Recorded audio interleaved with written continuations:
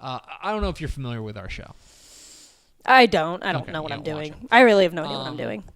But normally in the off season, on Tuesdays, we celebrate a segment we like to call Math Tuesday. You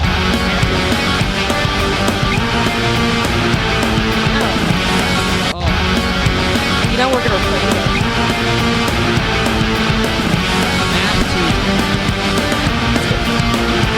Math Tuesday. It's Math Tuesday, allegedly, here on Texas Football Today, where we dive inside the numbers, talk a little bit about the numbers of surrounding football in the state of Texas. And we're continuing kind of rounding out our series on different kind of comparisons and which were the most improved teams in 2023. And last week, we talked about the most improved offenses in Texas high school football. And I want to flip that. I want to flip that on its head and talk about the most improved defenses. Because that's ultimately, I think, if you were to ask a coach, if you were to say, hey, which would you rather improve? Would you rather improve your offense or your defense? They'd probably say their defense, right? I think most coaches would say, yeah, we want to, if you could pick one to like cut your points per game, points allowed per game average in half or to double it, right? Which one would you do? I think most coaches would choose their defense because that's going to keep you in a variety of different games.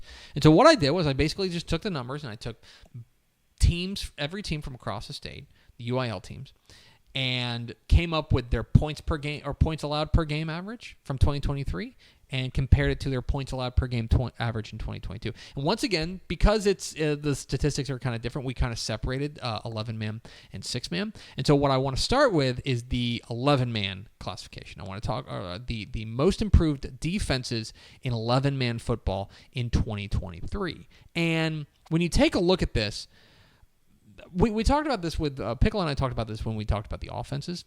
There are teams that are not going to show up on this list. Like Alito's never going to make this list because in order to be on this list, you kind of have to concede that, the defense was not very good. You know what I mean? And so you take a look at, for example, just take a look at the numbers over on the right side, the 2022 points allowed per game. The lowest number there is 35 points a game. Right, 35 points a game. But these teams, King High School down there in Kingsville, cut 25.3 points per game off their defensive average. Right? That's insane. That's insane. I mean, that's insane. Looking at the raw numbers like that. That's almost 4 fewer touchdowns per game. In Class 4A, they went from the 176th best defense to the 31st best defense. I mean, a huge, huge leap there. What's interesting is that you see teams that just plain and simple were bad at defense in 2022. Maypearl, very bad, 47.5. They get down 23, which is great. I mean, that's right in the middle of 3A. That you can live with that. For Benbrook, that's a typo, 49.1 points per game, down to 26. I want to skip over that one. Ponder goes from 55.3 points per game to 34.3. Not great, but moving in the right direction. Right. Abilene TLC's that same way. They were really, really struggling in 2022. Lopped nearly 20 points per game off their average. Houston Scarborough, Tom Bean, I think, makes a big leap there up into what was really impressive. They made a really big leap as far as points allowed per game. They were excellent.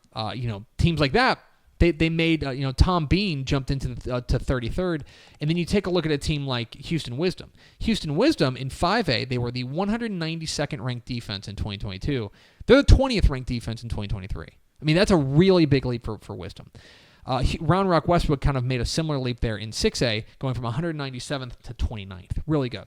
The team I want to focus on here is the team that comes in fourth there. It's Heiko. Heiko was a team that gave up 35 points per game in 2022, which is not great, but it's not terrible. No. It's not terrible. 35 points a game is not awesome, but it's not terrible. Right. They were a top 20 defense in 2A last year. They were 16th in 2A. 13 points. 14 theoretically. Yeah, exactly. Theoretically, if you round up. Awfully impressive, these teams that were able to shave 3+ touchdowns off of their points allowed per game metric. It's really, really impressive. Okay, so now what I want to do is I want to take a look at the 6-man. Okay, so in the 6-man ranks, you take a look at the teams that made the biggest leaps on the six-man. And again, not necessarily brand names, a few of them, but made big improvements. Marfa, from 53 points a game to 24.9 points per game. I mean, really impressive. We'll get to a couple of these other ones, but Justine Harold Strawn made a big leap, really grew as the season went on. Iredell had a fantastic year. They made a big leap as well. I want to talk about them here in a moment as well. Whiteface made a huge leap. Van Horn, Sydney, these teams are shaving 20 plus points per game off their points per game average. The two I want to focus on here are number 4 and then I believe number 8. Correct. Miami and Whiteface. Okay? Those teams in 2022, Miami was the 59th best defense in six-man football. And Whiteface was 32nd. 29.4 points per game in six-man football will win you a lot of games. That's really good. Mm-hmm. They ranked first and second. Whiteface was the number 1 defense in six-man football last year, and Miami was number 2. So you want to talk about a huge leap from like good, like I mean they were we talked about it. Whiteface was the 32nd best defense in six-man football out of like 150 teams. Like they're in the top quarter of them in 2022. To go from that to elite, I think that leap is perhaps the most impressive on this list. Yes, for Marfa to shave 28 points a game off their points per game average is awfully impressive. They are the 20th best defense. But I think going from great to elite is even more impressive. Well, and when you think about six-man football, too, we think offense, right? We think explosive offense. You don't really think about defense. So seeing two teams in the six-man ranks that allow less than 15 points a game, I mean, that's super impressive. That's an impressive defense. Yeah. And they're all the same guys that play offense, basically, Yeah, exactly. You're talking about those types of, like the carryover. The two-way players, right. Players.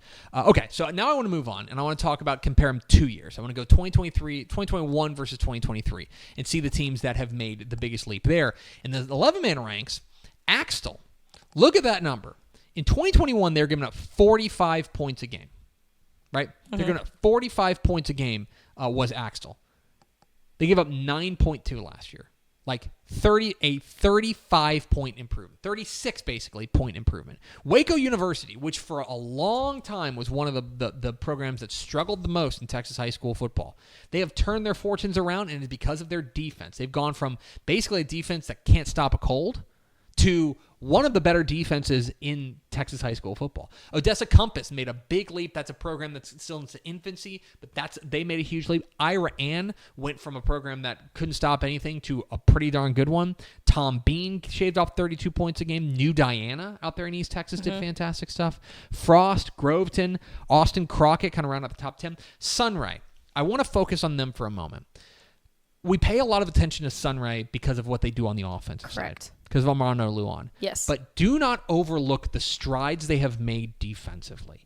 They were one of the most improved defenses in Texas high school football over the last 2 years. That's insane. To shave off almost 30 points per game and to add on to it what you're doing on the offensive side, it's wildly, wildly impressive. I was going to say, offensively speaking about Sunray, were they one of the most improved offenses? I don't know. I would need to... Actually, that's knowable. Let me see. Because I feel like that's totally possible for them, too, with Armando Luan. Listening to live coverage of me sorting my my thing a different way. Sunray, I mean, they were up there. Yeah, I believe that they improved from 2023 to 2020, from 2021 to 2023. They added the 19.6 points per game. Okay, yeah. Offensively. So nice. You want to talk about adding 20 points per game on the scoreboard and also removing 30 points on the other side? That's impressive. You can see, like, right. You're talking about a 50-point delta. Uh-huh. You know what I mean? Right. Like a 50-point change per game, which is wildly, wildly impressive. Okay, and then on the six-man ranks, I want to take a look at which teams made the biggest improvements on the defensive side on the six-man ranks. We go to Whiteface again. Again, they went from a defense that was not very good. They made a really good, they they made a small improvement in 2022 and then a huge leap in 2023. Medina took off 31 points a game. Miami, again, that kind of elite defense going from, again, not very, average, I would say, to elite. Zephyr was fantastic. Knox City made a big leap as well. Southland, Copperell, that's the second time we've talked about them. I tweeted about them. One of the more underrated stories in Texas high school football is how Copperell went from legit cellar dweller, in the conversation as one of the worst programs in Texas high school football, to a rock solid playoff program. And you want to talk about a trajectory pointing up in a big way. Copperell's got it. Marfa, Robert Lee, and Milford all took off about 21 points per game off of their points allowed per game average. So those are the teams that really made the leaps on the defensive side in the six-man ranks. So that kind of rounds out what we were talking about with the kind of crunching the numbers for the most points per game, points allowed per game. What I want to take a look at is, because we hear all the time that defense wins championships, right? But as I was going through this, you look at those teams that, for example, we were talking about the most improved defenses on the 11-man side. It's a lot of teams that I don't feel like were necessarily world beaters last year, right? Kingsville King, pretty good, right? Ponder, decent. Abilene TLC, they were better. Houston Scarborough, Tom Bean. So what I wanted to do was, because on the other side, you take a look at the teams that were the most improved offenses, and they were more brand names. They were teams that we felt like rose to the top. And so this is a lot of data all at once, and you can kind of take a look at it. But these were the top 10 in each of those categories we've gone over the last 2 weeks, and what their win improvement total was, right? In the six-man ranks, if you were a top 10 offensive improvement team, you added an average of 3.6 wins. If you are a top 10 improved defensive squad, you improve 4 wins. Okay? So it would stand to reason that, if you can improve your defense and be a top 10 improved defense, you will improve faster at a higher rate than you will if you improve your offense. Right. That kind of makes sense to me. I think that makes sense. What if I were to tell you it's the reverse on the 11-man side? On the defense side, if you were a top 10 improved defense, you improved by an average of 3.2 wins last year, which is good. Hey, 3 more wins in the win column by having a plus. I'll take it. Yeah. Exactly. Offense, though, those teams on the top 10 on the offense, they improved by an average of 4.3 wins. An extra win for those teams on that first column there, teams that improved on the offensive side versus a team that improved on the defensive side. Now, I don't think that there's a direct correlation here. I want to be clear about this. But I found that interesting, that for all we talk about the defense, you got to focus on that. And coaches are always going to preach that, right?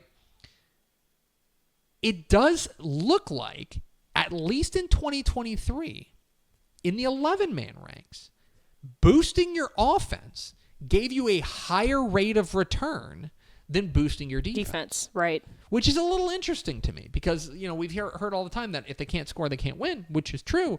But I think it kind of goes on the other side, too, of you got to be able to put up some points. And these teams that made that leap offensively had a higher rate of success than the teams that made that leap defensively.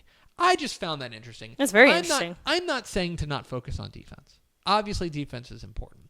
But those teams that made that big leap offensively, I think you saw that show up in the win column more in 2024. Yeah. 2023, rather. So, anyway, that's a look at Math Tuesday.